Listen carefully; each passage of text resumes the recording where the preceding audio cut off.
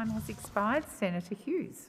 Thank you, Madam Deputy President. I am relieved to hear Senator Ciccone express his support for the red meat industry, and I look forward to not only having a steak with him soon, but also perhaps enjoying some of that Grains Council barley used to produce some pretty cracking beers as well. But I do welcome the end, hopefully, of the ALP targeting the cattle industry with their ridiculous notions around methane emissions from cows. The Morrison government absolutely understands that Australians are looking to reduce emissions into the future. They're looking for a future that is clean air and clean water and a great environment for their children, their children's children and even their children, grandchildren.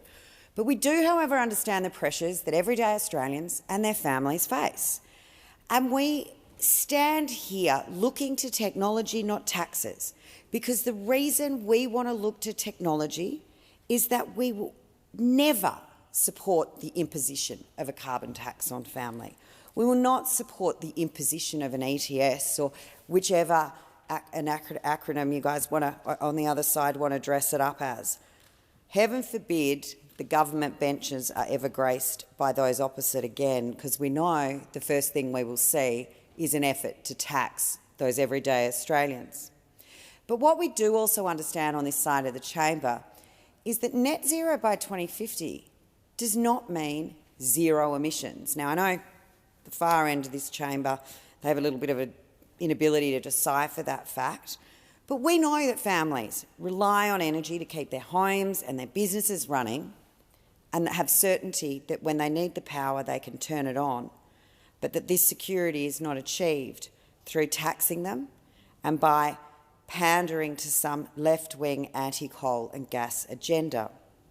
What's also important to note as Australians is that 40% of our emissions are actually the result of our export products.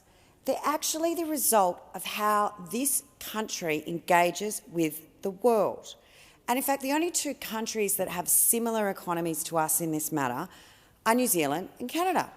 And when it comes to reducing emissions, we are streets ahead of both of those countries. And we have done this through adopting a suite of technology products and continuing to support the market and businesses to invest in this technology to drive emissions lower without imposing additional tax burdens on families, small businesses and everyday Australians.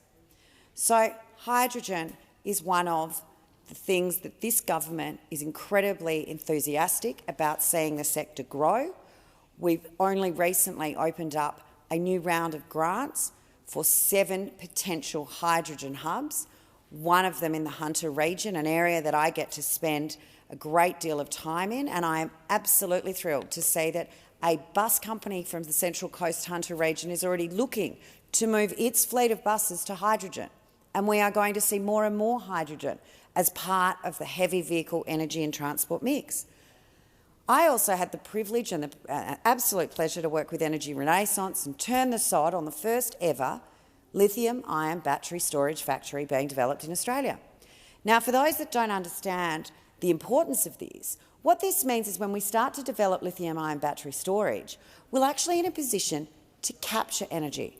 So those 1 in 4 households that currently have solar panels, as Australia has led the way in solar panel uptake, by bringing into the mix, particularly at the household level, lithium-ion battery storage, you can then harness that energy. You can hold that energy that's created at 2 o'clock in the afternoon when the sun's at its highest and use it when you're watching Netflix at 9:30 that night.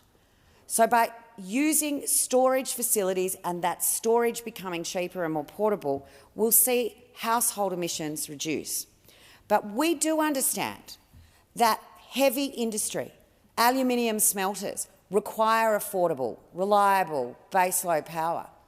That's why those opposite saw the resignation of the absolutely fantastic member for Hunter, whom I am going to miss, Joel Fitzgibbon, when he stood aside, because Joel knew the importance that coal was going to play in this energy mix for a substantial period of time to come. Coal's not going anywhere soon. I know it upsets these guys. No, they're very upset about it.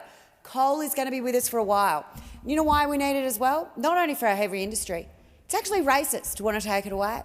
because our coal helps developing nations move their countries forward.